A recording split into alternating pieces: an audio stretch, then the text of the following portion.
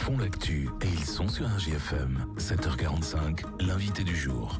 Vous pouvez régler votre montre à la seconde près, il est 7h45. Merci d'être avec nous ce matin. On va parler d'une actualité qui aura lieu vendredi, place Piquant à Montluçon. Les jours raccourcissent, on le voit évidemment, d'où l'intérêt pour les cyclistes et pour les piétons aussi d'être bien vus. Il y aura une animation donc co-organisée par l'association Cyclopède, l'agglomération de Montluçon, la police municipale également, ça s'appelle Cyclistes Briller, c'est dans le cadre d'une initiative nationale, 18h donc place Piquant. Vendredi, on en parle avec nos invités ce matin, deux représentants de l'association Cyclopède, Didier Grimaud, Serge Gallet, bonjour. Bonjour. Merci à tous les deux, c'était un très beau bonjour collectif ça. Et puis Julien Givor est également avec nous, bonjour. Bonjour. Directeur mobilité durable à Montluçon Co, puisque c'est co-organisé cette manifestation. Tout d'abord l'association Cyclopède. Alors on vous connaît évidemment, vous êtes passé à ce micro, en tout cas certains de vos représentants régulièrement, mais on peut rappeler un petit peu le but de l'association sur le fond. L'association sur le fond, c'est faciliter la mobilité des cyclistes et des piétons dans notre secteur, dans notre agglomération, dans notre ville, de manière à ce que chacun puisse prendre sa place.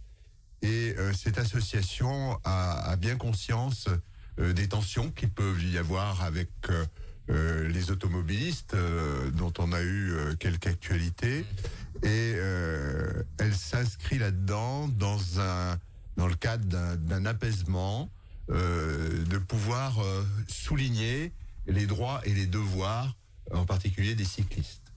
Vous avez d'ailleurs organisé il y a quelques jours un petit rassemblement suite à ce qui s'était passé à Paris où un cycliste avait été donc renversé volontairement, c'est ce qui ressort en tout cas des premiers éléments par un automobiliste. Vous sentez qu'il peut y avoir potentiellement des fois des tensions avec vous qui pratiquez, je vais d'ailleurs le dire, vous êtes tous venus à vélo ce matin et on vous félicite bien sûr, mais vous sentez qu'il y a parfois cette difficulté finalement à partager l'espace public? Oui, d'où l'intérêt à souligner le devoir des cyclistes à être bien éclairés. 1 sur 2, à notre avis, 1 sur 2 ne l'est pas assez, ou pas du tout, dans notre ville. Et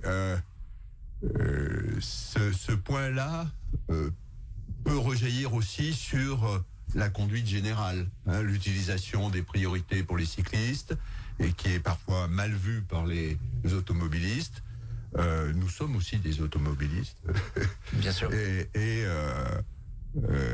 donc, cette opération, qui n'est pas la première, l'an dernier, on avait été assez actifs aussi autour de cette opération nationale Cyclistes Briller, est là pour effectivement informer, tout simplement, qu'il y a nécessité à être bien éclairé. Didier Grimaud, quand Serge Gallet disait 1 sur 2 aujourd'hui, c'est à peu près ce qu'on recense n'est pas bien éclairé, ça veut dire quoi? Ça veut dire qu'il y a des personnes qui prennent complètement à la légère le fait que ils sont cyclistes et qui peuvent être potentiellement en danger si jamais ils sont pas suffisamment visibles? Oui, apparemment, puisqu'on en voit quand même un certain nombre. Alors, c'est pas tous, on dit 1 sur 2 parce qu'on a fait un comptage en septembre sur le nombre de vélos. Et moi, j'ai notais aussi le nombre de personnes, puisqu'on savait qu'il y avait cette manifestation. On comptait le nombre de personnes qui n'étaient pas éclairées du tout. Donc, à peu près 1 sur 2. C'est vraiment à peu près. Ce n'est pas un comptage officiel.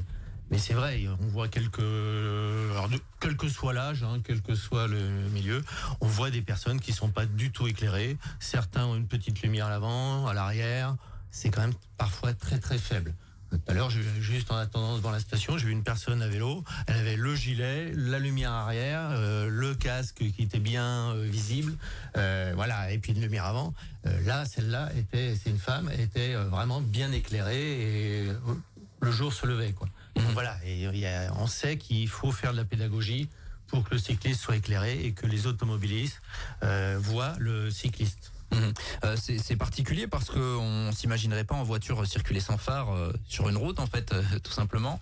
Mais à vélo, il y a quoi? Il y a peut-être le sentiment, on est un petit peu en marge de la circulation, donc ça va passer. En fait, c'est un peu ça, sans doute, j'imagine. Sans doute. Et puis les vélos,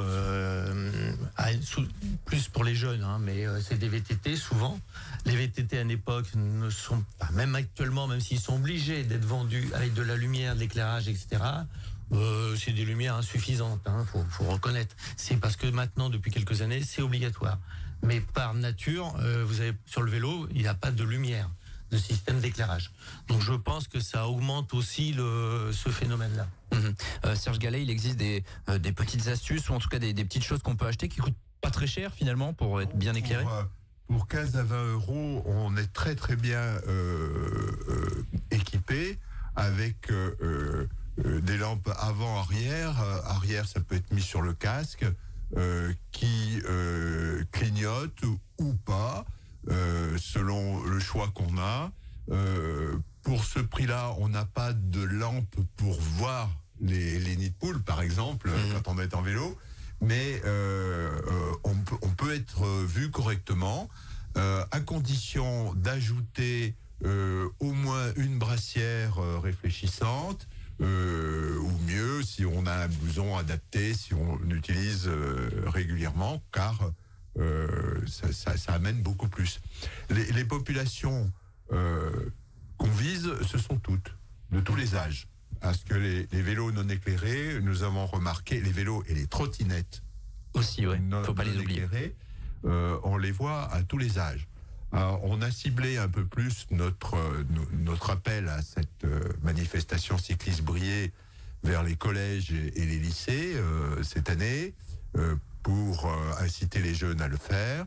On fait appel aussi aux livreurs qui sont de gros utilisateurs de la route en vélo en soirée. C'est devenu relativement important, y compris à Montluçon, et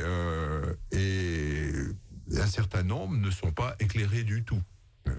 Et enfin, la population des trottinettes, qui est en général le plus souvent à moins de 30 ans, souvent aussi au milieu du flot non éclairé, c'est pas... Effectivement. Si vous voulez avoir des conseils, en tout cas, et puis venir partager une balade urbaine, on va parler du programme dans un instant. C'était à 18h vendredi, place Piquant. Je vais me tourner vers Julien Givors. Montluçon Co, évidemment, c'est associé parce que la Com d'Aglo est impliquée finalement dans le cadre notamment du schéma directeur vélo. On en a déjà parlé sur cette antenne. C'était important d'être associé à cette manifestation. Oui, pour nous, c'est indispensable. Bien évidemment, comme vous le rappelez, Montluçon Communauté a approuvé un schéma directeur vélo et dans les faits, tout est mis en place pour faciliter le déplacement du vélo du quotidien. Mais aussi l'importance, ça a été rappelé par l'association Cyclopède, il y a des droits, l'objectif c'est que les cyclistes puissent circuler, mais aussi des devoirs et au-delà de l'importance pour la sécurité, c'est vrai qu'on rappelle que c'est aussi obligatoire d'être éclairé. Ensuite, il y a des mesures qui sont vraiment importantes pour faciliter justement le partage de la voirie, c'est l'importance que les cyclistes soient bien éclairés. Et d'ailleurs, c'est vrai que c'est un travail qu'on mène également avec la police municipale de la ville de Montluçon. Qui sera présente, me semble-t-il, vendredi. Qui sera présente et qui fait dès à présent des opérations un peu de sensibilisation, dans un premier temps. Alors c'est vrai que ça a aussi été bien vu, le problème avec les trottinettes, qui doivent aussi renforcer l'éclairage.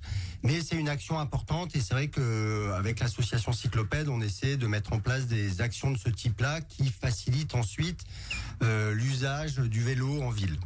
Bien sûr. On voit que d'ailleurs que c'est co-organisé, qu'il y a un dialogue finalement entre l'association et la Com d'Aglo. On sait que ça n'a pas forcément toujours été le cas, en tout cas qu'il y avait parfois des tensions. Aujourd'hui, l'association, ce que vous dites, c'est qu'il y a des efforts qui sont faits. J'imagine bien sûr que vous aimeriez que ça aille plus vite, mais il est toujours question également là, de crédit, mais ça va dans le bon sens, en tout cas tout ce qui est en train de se mettre en place à Montluçon, dans l'Aglo. Qui veut répondre? Serge Gallet? Non. Il y a quelque temps, on était à la présentation du schéma directeur. On a fait en effet, nous en tant qu'association, on trouve que c'est un peu lent. On veut bien comprendre qu'en effet, le partage n'est pas toujours facile entre automobilistes, entre piétons, entre toute la mobilité active. Voilà. Excusez-moi. En effet, j'ai perdu. En tout cas, c'est de votre rôle aujourd'hui. C'est notre rôle de proposer. On ne fait pas que de la critique négative. On essaie de proposer. La preuve, là, on fait Cycliste Brillé, c'est une action nationale, faite par la FUE, Fédération des usagers de bicyclettes. on essaie de proposer et en effet on marque aussi les points délicats qui sont un peu compliqués pour le cycliste, pour le piéton. On a fait il y a quelque temps une petite remarque, une petite animation piétonne pour les personnes à mobilité réduite, où les trottoirs sur Montluçon restent encore un peu délicats. Voilà, le partage, c'est une action commune. Nous on aimerait aussi qu'il y ait un apaisement un peu plus en ville par la vitesse. Ouais, on sait que c'est quelque chose qui entre en ligne, en réflexion en tout cas de la part des élus. Julien Givors, schéma directeur vélo, il progresse petit à petit. On fait quelques tronçons. Le dernier réalisé, c'est vers le Lalou notamment. Oui, effectivement. Donc, on a un programme dans un des axes, et en tout cas l'axe prioritaire, qui est la création d'un réseau structuré de liaisons utilitaires de 45 km sur la ville. Comme vous venez de le rappeler, on a des opérations qui ont déjà été achevées. Donc, on a aujourd'hui une liaison complète sécurisée entre la rue de Pasquis et le complexe sportif de Lalou, et notamment le centre aqualudique. L'objectif l'année prochaine sera de réaliser le tronçon sud entre le pont Saint-Pierre et la rue de Pasquis. Et prochainement, on va aussi avoir des travaux qui vont commencer de liaison entre les berges du Cher et le canal de Berry au droit de la SPA. Voilà, qui seront les gros travaux qui devraient avoir lieu déjà en 2025. On en revient donc à cette organisation de vendredi pour terminer. Donc tout le monde est invité à venir. Il y aura des ateliers de sécurité, il y aura une balade urbaine donc de 7 km avec des cyclistes qui illumineront la ville, et puis il y aura aussi même un petit concours de vélo, c'est ça, Serge Gallet? Oui, tout à fait. Les plus beaux vélos avec leurs plus belles illuminations seront primés. Et en particulier, parents, envoyez vos jeunes. Bien sûr, c'est un peu le message, on a compris le public qui était ciblé. Ça commencera donc à 18h place Piquant, et puis il y aura un petit moment convivial autour d'une de boisson chaude pour terminer. Toujours la convivialité, important, surtout en début de week-end comme ça.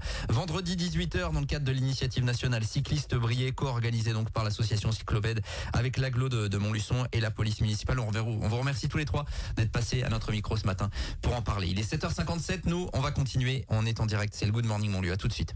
Tous les matins, 7h45, l'invité du jour en direct sur RJFM. Retrouvez l'invité du jour en podcast sur rjfm.net et l'appli RJFM, mais aussi en replay vidéo sur YouTube et Facebook. RJFM.